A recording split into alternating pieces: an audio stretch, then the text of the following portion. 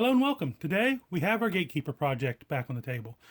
This is the first time I've really done anything to it since the unboxing video, and what I want to do today is to show you a simple way to add a little detail and just make this thing look 100 times better.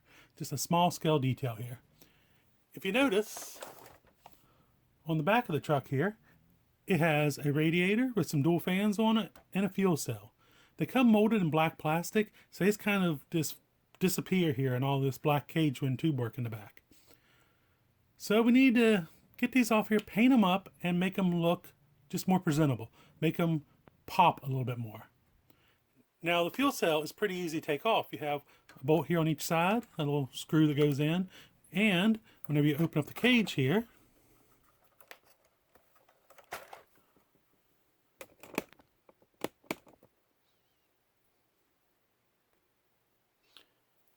you have two bolts right here. So that's not going to be bad to take off. We'll just take our little driver, pull those out, and be done. That fuel cell right out. The problem is, though, the fans. When it comes to the fans, they have screws that come from the inside into the fan, which wouldn't be too much of a problem. You know, just reach in there and unscrew them. But the seats and the interior here blocks access to those screws. So it's going to take a lot more work to get in there to that. So what I'm going to do now is I'm going to go ahead and take out the fuel cell and drop the interior, and we'll see if that gets us to the fans. Okay, well, I have realized something. These pegs off the roll bars right here extend into the fuel cell just a little bit. So what we're going to have to do is probably remove this bolt back here on each side. And I'm thinking that might be enough, or we may have to loosen these ones up here too, to allow us to spread this just enough to pop this fuel cell out. So I'm going to go ahead and remove them now. Okay, I went ahead and removed the cage to make this a little bit easier. It just has the two bolts here in the front that holds it on. So I went ahead and took those out, and after getting these screws out right here, I'm definitely going to have to remove this bar that runs right across through here. So I guess the next step is I'm going to have to pull these panels loose, at least right here and here, so I can get to this screw right here. After I pull it out and take out the interior bolts right here and here, that should let me spread this enough to get that fuel cell out. Sorry for going through all the extra steps here, but the way it squeezes in there, you've got to take a lot more of the roll cage apart than I originally expected. So let's go ahead and get that tore apart and see if that gets the fuel cell free. Okay, I got that screw out. Let's see what happens now. Should be able to spread this, get this piece out of there. So bolt it down. Okay, it goes all the way up through there as an X brace. But let's see if it gives me enough. Yes, it does. Yes, it does. There we go. The fuel cell is now free. So now the next step is to go ahead and get this radiator out. But now I just have two more screws to remove for the interior, and hopefully we can get it out of there without removing anything else. Okay, here's the parts now that we're going to be working with. I'm going to do the fuel cell, except the fans, and this interior. Here's the color I plan on doing this in, is this Krylon Fusion Metallic Aluminum. I like the color this has. It's close to this cap, just a little more flat and metallic at the same time, if that makes sense. You'll see what I mean whenever I get done with these parts here. I'll just spray paint them on the back sides and then do the front sides. If you notice, the screws are up slightly in this box right here. I did this so I get good coverage underneath the screws, so it look like both pieces are aluminum. If you don't do that, sometimes you get a little bit of black still, where the paint won't pool right around the bolt heads. So I wipe all these down with alcohol to get all the oils and stuff off of them, because there's mold release oil and of course now fingerprint oil. And then I'll do the interior. I'm going to tape off the green. I'll remove the heads. I'll tape off all the decals because I want to keep them. But before I paint those pieces right there, I will hit the Lexan interior with some semi-gloss clear, or some, you can use the matte clear as well. You want to spray from about a foot away, really. You don't want it to go on real heavy and thick like paint. You want to leave kind of a rough texture behind. Since this Lexan right here doesn't flex, because it's nicely bolted in the cage, it's not going to be beat off rocks and stuff like that, you don't have to worry about the paint chipping as long as you use a good semi-gloss clear or matte clear first. You can use non-Lexan paint on these. I've been doing this since the OG SCX-10s came out with the deadbolt. I've done interior in it like this, and it's still holding up today because that same interior, after I cut it out inside the body when I was done with the truck, is inside of Ugly Duckling and still going strong. Just got to remember to take masking tape and tape off everything you don't want to be silver or whatever color you're painting. I'll probably leave these seats black. I may actually come back and paint them another color. We'll see though. And I'll leave all the stickers intact. I'm not going to paint this down in here silver because I want it to stay black, so it helps add depth to the interior, or at least the illusion of depth. Alright, so I'm going to go ahead and mask these off on these and go ahead and get spray and paint. I'll come back and show you what they look like after I'm done spraying before I brush on any details. I guess to add to that though is I will also dull coat the decals once I'm finished, when I put a dull coat over top of everything, just because then it actually will make the decals look more like cloth. And here we have the painted pieces. Interior pan.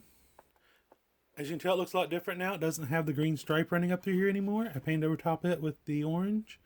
The helmets, I spray painted those though with this Tamiya PS19 because I plan on using this color on the body I'm putting on the Gatekeeper eventually. Painted the seats red, had a couple of decals, and just this little bit of paint detail here really makes it all pop. And it brings it out and it should make it just look a lot better inside the interior of the Gatekeeper. Did add a Toyota logo here because I do plan to put a Toyota body on it, and who knows, maybe it's powered by a Toyota motor right now with the Gatekeeper cage and stuff still on it.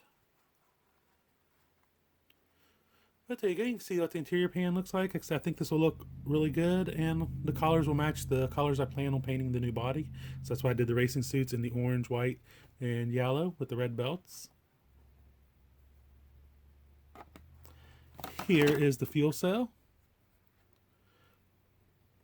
I originally painted it silver. I didn't like the way it looked all silver, so I went ahead and then painted it red, just a cheap red paint from Walmart, and added some little bits and details, picked them out with paintbrushes there and some of these GW paints. The radiator, sprayed it silver as well, then painted the fans black, and then gave it a black wash in the recesses to help pick out the detail on the radiator. If you don't know what a black wash is, or a wash in general, it's a paint that's really thin and watery. You can take like an apple barrel acrylic paint, any kind of water-based paint, add water to it till it's real runny. And you just brush it in, let it set into the recesses. For this one I used this Vallejo black wash. And for the paint on these, I used just a spray paint for the silvers. Masked off everything I didn't want to be silver on this one. And just used a silver aluminum paint from Rust-Oleum. And I covered everything with this matte clear from Rust-Oleum. For painting on the interior parts, I use GW paints, Games Workshop paints. These are meant for miniatures and models. I do a lot of miniature wargaming, so I have a lot of these paints, and that's what I use. You can just use the cheap Apple Barrel craft paint from Walmart. It works just fine. I've used it before, and it's only $1 a bottle, so well worth it. But always make sure you put the matte clear on it anytime you use these kind of paints, because in the end, it will help protect the paint. It'll help keep it from getting scratched. It'll help keep it from flaking off and all that. So put some kind of protectant over top of it once you're done. Okay, next step is I gotta get the Gatekeeper back out here, and we have to put this interior and all these parts back into it. Let me get these paints cleaned away, and we'll be right back. Now I got my cage here, and I'm ready to reassemble all this. Just do the reverse of taking it apart.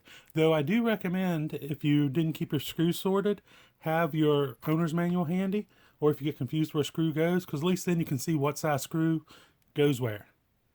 I'm just going to go ahead and put this together. Like I said, it's just going to be the reverse. I'll put this together and then come back and show you the final result.